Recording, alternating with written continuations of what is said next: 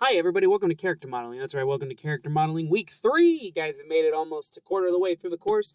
A lot of cool things. I'm gonna take a look at your. I'm gonna take a look at the updated files for your first versions of Character Bus. So I'm really excited about that, and go from there. So regroup. So let's get into it. So this week we're gonna talk a little bit about male versus female anatomy, and just kind of add more to like adding facial features. So for this part of the Character Bus, what I want you to do is just make more defined facial features, really made them more detailed. Start working on the ear, not the ears, but at least the eyes and like the nose and those parts. We'll do ears, mouth, and more detailed eyes the next day after that, or next week after. But really, I want to get to the point to where your head's like really finished, and we're just adding the extension parts of it, like the nose, the ears, and the eyes.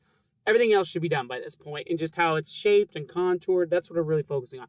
But in order to do that, let's talk about some differences between male and female anatomy. So yeah, getting into it.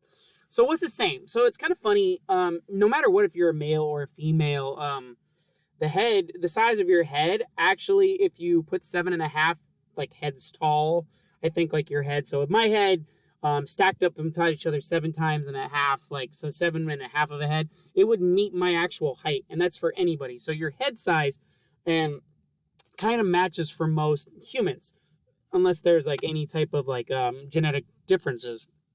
It's the same for most men and women. The only difference is a slight variation with the height or the differences in how you're born with. Now, some funny thing about it is there are some major differences overall. Women are smaller than men with finer bone and muscle structures. Women are generally depicted softer and smoother lines than the male character, where more angular and rigid. And the widest point of a man is at its shoulders. They're kind of built like a triangle, but for a woman, it's generally in the hips. This gives the male a torso or an overall triangular shape from the shoulder to the groin. And a lot of times this shows the differences because a woman gives childbirth compared to like a normal like male. And this is due to the ability of it. And the abdomen of a woman is structured differently than a man because of childbirth. It has a narrow rib cage, but the pelvis is wider, and the abdominal muscles will split when a woman is pregnant.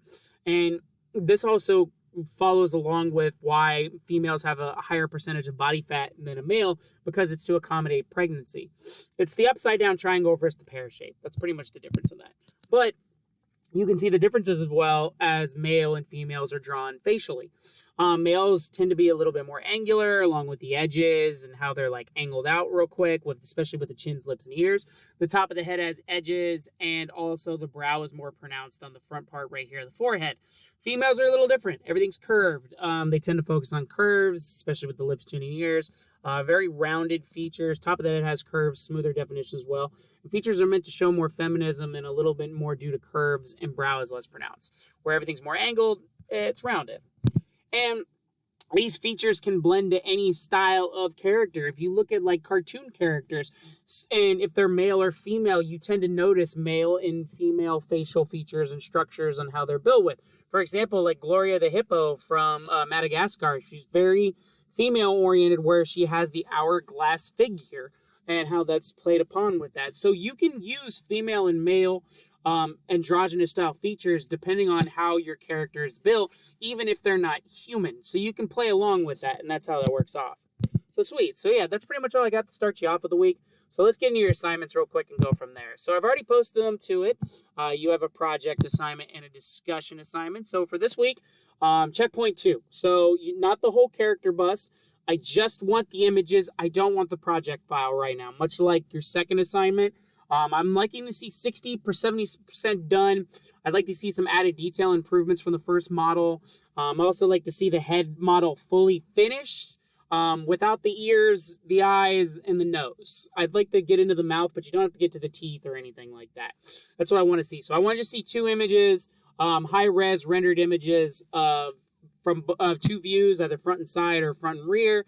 And I want to see how they look and just give feedback on that. That's pretty much what I do. Now, for your discussion assignment, your initial post is due on Tuesday, and then your reply post is due on Saturday. What I'd like you to do is I'd like you to perform an internet search of 2 images. I'd like you to find a close-up of one person in real life, the close-up of a person's face, and then the full shot of that person's body that displays opposite gender markers and things like broad shoulders on a woman or square jaw, or a man who has wider hips. I want to see at least 2 to 3 paragraphs on your initial post, and then explain why and how this person shows those androgynous features as they're the opposite sex. I'd like you to post the images along with like a paragraph for each image, explanation of both sets of features you see as male or female, and deliver the final verdict if that person is masculine or feminine based upon the shape and general rules of anatomy you learned in this module's lesson. And then for your reply post, I'd like you to agree or disagree with your classmate's post and go from there and give honest feedback, 2 to 3 paragraphs. Really go into detail about how you would want to go about that, and that's pretty much it. Yeah, so please give feedback. The more feedback you give, the more I'm going to give you effort for your reply. Please don't give 1 or 2 sentences that you just like agree with this, and that's pretty much it. That's not giving the effort. I want to make sure you at least give solid feedback so people can learn on how they make their mistakes and everything. But yeah, other than that, that's all I got. So if you have any questions, comments, concerns, let me know. That's pretty much it. I'll have another announcement at the end of the week. Sorry if this announcement came a little late. I got hit in the head early Sunday, and I had a concussion, so I'm trying to catch back up from it. But other than that, yeah, everything should be good. So if you have any questions, let me know. Other than that, be safe, have fun, enjoy, and thanks for being amazing. Have a good one, my friends. Bye-bye.